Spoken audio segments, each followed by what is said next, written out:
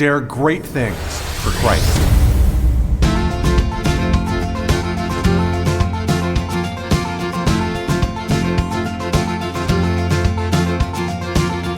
Christ calls us to dare great things. In the marketplace, as well as in the mission field, there has never been a time like the present for the spirit of the Catholic entrepreneur. Now is the time for men and women of great courage and great vision to engage our church and our culture. Now is the time to dare great things. And here is your host as we dare great things, Father Nathan Cromly, the president and founder of the St. John Institute. Today, talking about character-based leadership has become something fashionable. Books, podcasts, seminars, all focus in on the term virtue. By so doing, we feel like we have checked off our Christian box in leadership and that we can safely move on. But the issue is actually much more explosive. Character influences leadership in ways that are profound and fruitful. The question is, why? In this first of a 6-part series, I'd like to look at the question more deeply. Welcome, everybody, to the seminar. Welcome to the St. John Leadership Network, where we exist to bring business to faith and faith to business. But today I want to talk about something that's much broader than just business. And all of you who lead your families have to listen just as deeply and apply this just as much to your families as what you do in your businesses, as is the case, by the way, with almost all that we talk about here. So many people want to say that business leadership is about business, and they don't understand the whole principle of what leadership is. Leadership is an action that flows from a leader. And leaders are leaders everywhere they go. They might not have the position of power that allows them to exert their leadership effectively in a given circumstance, but a position of power and the nature of a leader are not the same thing. Right? You can be a leader who is asked to follow in a given circumstance or in a given situation, and that's just fine. But you're always a leader, meaning leadership is something that's deep down inside of you, regardless of whether or not you put it out into the world. This is important because recently I was having a conversation with a very wonderful priest, and he was asking me what I do, and I said, I focus in on leadership, and he rolled his eyes, and I said, well, what's the matter, Father? And he says, well, I just have this question. Today everybody's talking about leadership this, leadership that. My simple question is, will there be any more followers? He was making the case for, let's make a followers academy, right? Because in the end, to his point, we're all supposed to be following Jesus. So why don't we study followership? And it was an interesting point, right? Because in the end, he's saying something very profound there, which is, hey, let's not forget the little way. A lot of people will tell me that. They'll say, Father, dare great things for Christ is a wonderful motto. But then again, it's in the little things that really it matters. And I mean, who could argue with that, right? Of course, that's absolutely true. I guess I just don't think there's anything little about the little things. In the end, I think a mother who does the laundry every single day that it needs to be done and folds these clothes that she knows, it's almost like you fold the clothes for your sake, right? Because the kids really are not into folding clothes. So why do mothers fold? And they fold them well, and they press them down, they make them nice and clean. Why are you doing that? I mean, that's a great thing. It's a hard thing to every day have to focus in on that, to not let your household tasks get out of control, to mentor and help a person to grow through the emotional disturbances of a 13-year-old, which are not fun. And they last an entire year until they're 14. And then it's another craziness. And you spend 5, 6 difficult years with kids who are pushing back. There is nothing little about that. So I get it that it's little in the eyes of the world and that therefore we do it with great love, and I don't put that down at all. I just want to challenge you, I guess, to recognize the need, the challenge that presents to you, what that calls upon in a human individual. Because if you really do the little things with great love, you will become a great saint, right? So daring great things means literally daring to be that great saint by going through the little things and doing them with a great love. But just don't take your eyes off of the prize of how hard that is, the gap that sin causes inside of us that needs to be filled with Jesus.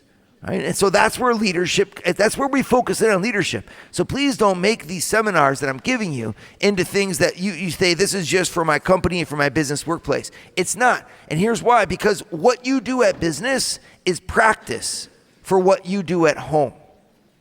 Your real life is what you do with your family. But what you do at business is practice for that. And so if I can take in through the demands of the workplace, I look at that as an educational environment in which someone is formed to be a great mom or dad, or great brother or sister, or great aunt and uncle, or great son or daughter, right? The greatness of you, you spend 8 to 10 hours in that workplace environment. And so it's right, I enter by there. But the content of what it means to be a leader is not exhausted by the context of the working environment. It just begins there. And that's why we talk about character-based leadership. So we want to do a whole seminar here now. I'm going to do a 6-part series with you on when character counts, how character actually shapes the workplace environment. And the reason I want to say how is because it just seems like I read book after book after book that says we need to be virtuous and we need to have character, but then they don't really explain where it makes that impact, right? And I want to get into that with you because I want to show why character counts. Because if I can show why character counts, I think it's a much more interesting or valuable proposition to why then you need to build virtues and why we need to inculcate spirituality into our leadership formation of our young people, even in public schools, so that we can really understand that the human person is much more than a machine to be dominated in order to produce things for the world. Right? I am not at the service of my business. My business is at the service of me, right? The whole different way of looking at it. Because if I'm at the service of my business, then the business is bigger than me, greater than me, and I need to develop myself so that I can make my business hum. That's not the only part of the message. Of course, there's a part that's true about that, but listen, that's a small part is true about it. The bigger perspective is actually that everything that I do at my business is there in order to make me a better person. If I am not coming out of my workday a better human being, something is wrong in the way that I'm working. Here's a powerful quote to that point by Pope Pius XI. He wrote, "It is a scandal when dead matter comes forth from the factory ennobled, while men there are corrupted and degraded." I'll read that again because it's a good one. "It is a scandal when dead matter comes forth from the factory ennobled, while men there are corrupted and degraded." Right? So he's obviously speaking about child labor, factories back in the day, terrible industry practices, things like that. And of course, that's true. But I want to expand that to even be more profoundly applicable to you, where you are in your white-collar jobs and leading your companies or whatever. If you lose the perspective of the greatness of your soul, of the greatness of what it means to truly be human, an intelligent and free agent dedicated to transforming this world for the authentic good in the image and likeness of God, if you lose sight of that, then your work will consume you. And the evidence that your work is consuming you is the materialism that can predominate in your life. When you think that what you buy online can somehow fill the hole in your family, or that what you can provide your kids with will somehow replace your fatherhood or your motherhood, you've made it's a sign that you're making an error in the way that you're approaching your work, right? My work, in other words, ought to make me more peaceful, more contemplative, in the sense of more satisfied with where I am in my life and understanding what life is all about. Now, I think if I took a survey right now, we'd be at a pretty low amount of you who actually feel that way, which is why we're here. I want to help you to understand how to make work humane, how to transform the working environment into something that's genuinely human. And that's where character-based leadership comes to play. This is how you understand its power. Its power is that leadership should be about the leader, and your work should be about you. Would you like to hear more from Father Nathan? Join the St. John Leadership Network and receive a 2-minute glance at the gospel every Sunday morning right to your phone. To learn more, go to www.stjohnleadershipnetwork.org/member and join for free today. So a lot has been said these days about character-based leadership, and I think it's a wonderful thing. Again, there's a lot of wonderful things out there. I'm not criticizing anything.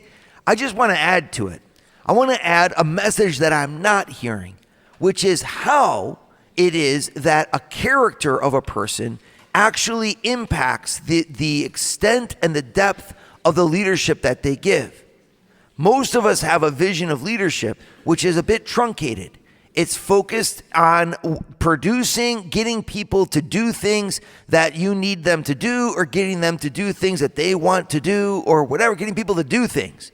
And that's the context, I agree, of especially a business leadership model, right? Just like some parents will judge their ability to parent based upon the discipline of the kids, right? Do the kids do what we say that to do? Are they nice and in control, right? And you could say that's a great way, great parenting. Leadership in the household is when the house is clean, the kids are above average, and everything in life is just wonderful, and they're talented and well-behaved. They must be amazing leaders in the family. And it's just like you can't deny that there's something about that that's true. And you can't deny either that in the workplace environment, your leadership context is one of getting people to do what needs to be done and organizing their labor in a way that's successful and good. I just want you to expand your vision and ask, is that all that's necessary?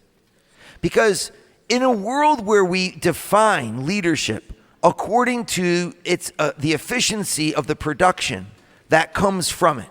So our restaurant is opened on time, the tables are cleaned, the kids smile at the clients or the customers that come in, the guests of the restaurant, the food is served hot. I mean, this, you could say, man, what an amazing manager. This person does an amazing job. And I would say, yes, you're absolutely right. I just wonder if there's not more to it. First of all, because if the job is simply that, if all we need from a leader is to do something that in the end a robot could eventually be trained to do, you put some artificial intelligence in there and you put the capacity to, a computer system could manage the timing of the tables and could manage the input of the orders, and you wouldn't even need a manager. Your people could just come in and simply, obey the computer. You could outsource your cleaning of the restaurant. You could even maybe outsource your cooking, and then in the end, your restaurant could turn without even a manager. What happens to leadership in a world like that? Well, what does that tell you about how you view the role of a manager? If a computer could do it, and if a robot could do it, then you're only touching a very small portion of the greatness of the human being whom you are hiring in order to do that job. And I get it that work can't touch every level of greatness in the human being, but we'd like for work to touch as much of the greatness as possible. The more that a person is engaged and is perfected by what they do every day, the more that they're going to be committed to that workplace environment.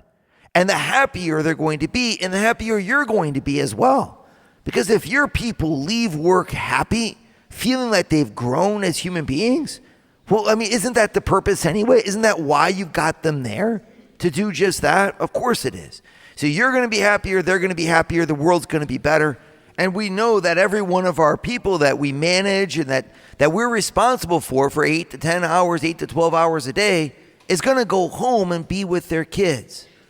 And what would happen if you looked at what you did every day as you led your people as a place where you're able to form, to educate, to build up, to heal the mothers and fathers of 100, 200, 3,000, 4,000 kids?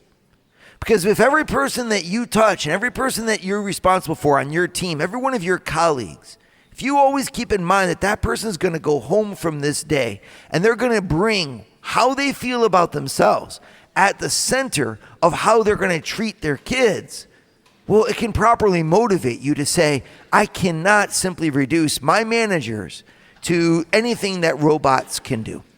I have not been sent by Christ into this position of power to leave this position neutral or to do my duty in a mediocre fashion which simply says I've just got to take care of a basic element of who my people are. I'm responsible for something even more. And what is that even more? Well, if you're looking at your productive environment from a purely a role of pure efficiency, well, there is a lot that's required. There's discipline, there's a sense of ownership, there's a sense of responsibility, all of which come from the character of the people, which is why it's a promotion to go from entry-level work into management. It's the company saying, we actually feel like you are a good enough person as a human being to be entrusted with the care of accomplishing more than just your task. Now, it's saying nothing about entry-level workers who are, of course, absolutely amazing at their task and they can stay there. But to be a good worker, usually in companies, when you got someone who does it really well, you make them a manager. Now, it's true that that's a whole different skill set, but that's a whole different topic. I mean, what we're trying to say is that when you become a manager, it's because you have a certain amount of character that the company can trust. So I know that if I'm a teacher and they suddenly make me the department chair, well, now my school is saying to me, we like you, we approve of you, not just as a teacher, but as someone who's able to be responsible for other teachers. Now, here's the question. What would happen if we looked at our people from a bigger level, a broader vision for work than pure productivity, pure delivery of services and goods? What if we looked at it from a more human perspective? And we looked at it as the goods that we deliver and the impact that that makes on the human life. And we allowed our managers to be responsible for that whole package. I'm thinking, for example, of some doctors that I know who are very discouraged because being basically run by the insurance companies, they can't see a patient for longer than 12 minutes, right? Or on average 9 minutes per patient, in and out, in and out. And so it makes them feel that they are not really making the impact that motivated them to become doctors to begin with. It's a real problem. It's also a problem for the patients, because the patients end up being dissatisfied because they want to talk to a doctor about their health. The doctor is dissatisfied because he actually or she actually really wants to talk to the patients, right? And the only people that seem to be really happy in this world are the economic giants that are manipulating healthcare as a purely economic matter. And I understand that it's economic, but we all know that healthcare could be so much more, and that the healthcare could be so much better if it could be given more leeway from the economic yoke that it enslaves it or that masters it at present.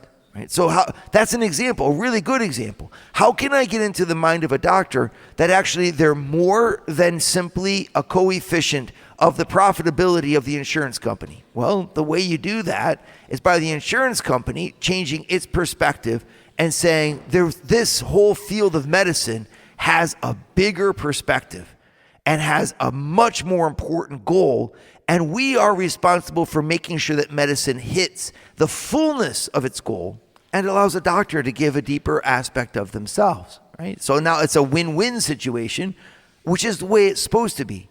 But what creeps into this is a vision of leadership that is at the service only of the economic factors or economic gains of those whom the leaders work for.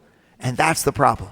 The beauty of Christianity, the beauty of the vision of what Christ gives us for work is that it opens the possibilities of every one of us to give the greatness of our human person and to put it at the service of what we do. And work is transformed when the workers are transformed. And our task as managers is to transform them in the best way that we can. How do we do that? That's where the Christian genius comes in. And this is what I want to talk with you about here.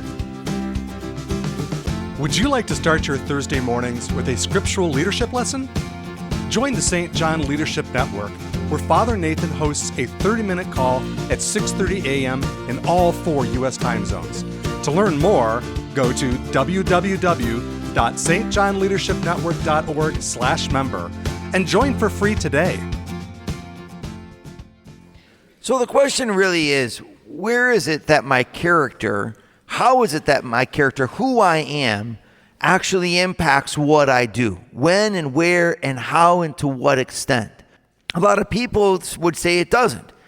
especially if you get into a more worldly environment, they would say, just get the job done, right? But I would say that that's naive. That actually they're incorrect, and anyone with common sense can know, and anyone with experience as an employer knows that who that person is will influence the work that they do, the quality of it, the timeliness of it, the efficiency of it, everything. And then if you hire in somebody who is deeply flawed as a human being, your work environment is now working in collaboration with people who are deeply flawed as human beings. So, and that's fine. Of course, that's our human nature. But then again, it's not fine. It's not fine for everybody else who has to deal with this person whose character is rotten to the core. It's a lack of lucidity on the part of every single one of us to say that character-based leadership is fluff. It's a lack of realism. If you had saints working for you, who really, you would be the happiest of all employers. Imagine if Jesus Christ were to come and ask you for a job at your company. Would you hire him? I think that you would. And that's the whole idea. Good people will work well. I don't mean just sappy people. I don't mean emotionally balanced people. I mean people who are dedicated to owning what they do. They have a character that is forged around the values that are needed in a place of productivity. And here, you can double that in terms of the family. I mean, you date a person for 4 years, 3 years before you marry them because you're testing out what kind of person they are. Not just whether or not you love them or not whether or not you're infatuated with them, but who are they? Are they capable of being a good mother? Are they capable of being a good father? If you're not testing there at that type of thing, it's not just your compatibility that's going to carry you through. In other words, there's also how pleasant your journey is going to be. You might love a person, but every one of their inadequacies is going to show, and you're going to have to pay the price for it. And so you're willing to do that. That's called marriage. It's a joyful vision of life. But the realism is the same when it comes to the workplace. I need, in other words, to understand that the character of my people will largely determine the level of my success as a corporation. And that's just from a purely efficient standpoint. I want to make it even more than that and to say, from a vision of why I am there in the first place, if I can adopt a vision of this is part of the purpose of my life to be at work, then my work will make more sense to me and I'll be happier. Well, what does it mean to adopt the vision that this work, this job is a part of the purpose of my life, except to say I'm making the world better by what I do and by being there and by my collaboration and my workplace environment, my attitude. I'm actually pushing things forward that matter. And I'm transforming the people underneath me, for example, in a positive way. I talked recently with a woman who's in charge of a whole team of people at a manufacturing plant.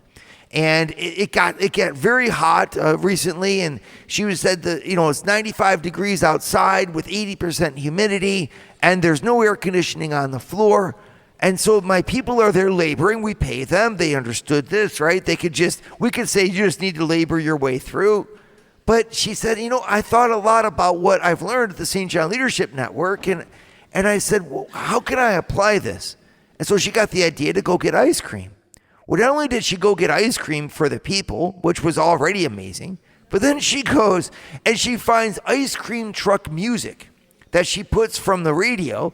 And she follows behind the ice cream playing from a loudspeaker or from her phone, the ice cream truck music. And everybody's laughing, everybody's smiling. And she transformed what could be a very degrading and difficult situation into something that gave life as people found each other by finding her. And her leadership there gave them permission to smile and also be appreciated for the great thing that they were doing in the midst of hard and heavy labors, to be reminded of humanity. That's a great manager. That's a great leader. And all it took was from her was that ability and that freedom of spirit to be able to say, let's inject some humanity here, right? It's almost like if you're a farmer and you could raise this farm. But something that cracks me up about farmers is some of them have these things like a funny farm, they'll call it, right? Where strange animals just wander around, peacocks and all kinds of crazy things. There's an element of humanity and of life and of joy that you can bring into what you do. Why? Because character counts. Character counts for as much as productivity because character is at the source of productivity. I think, sometimes we talk about ethics in business from a very sterile position point. Well, ethics in business means that you do what is right. And I'm like, yes, it does that. But it's much more than that at the same time. It means that you align what you do to the bigger trajectory of your life. You put your who behind your what at the service of a why. And your faith gives you a why, and a faith gives you a who. You have to come up with the what, but don't do a what that's not something that enhances your who because it's out of alignment with your why. Now, if you're not confused by that, I don't know what will confuse you, but I think it's at the same time really profound that the Catholic Church says who you are is a spiritual person with intellect and will and ability to lift up the world around you and improve everything at the service of the Most High God. And why would you do that? You would do that at his service, out of love for him, and out of genuine concern for the authentic advancement of all humanity. Well, then what are you going to do? I'm going to go to that workplace environment, not forgetting my who and my why. And therefore, I need to be engaged, and my character counts. Dare great things for Christ. Share your feedback with Father Nathan. Send us an email at info@stjohninstitute.org. That's info@stjohninstitute.org. And don't forget to subscribe to premium video content to form, unite, and inspire you at Eagle Eye Pro on our website, eagleeyeministries.org. That's eagleeyeministries.org.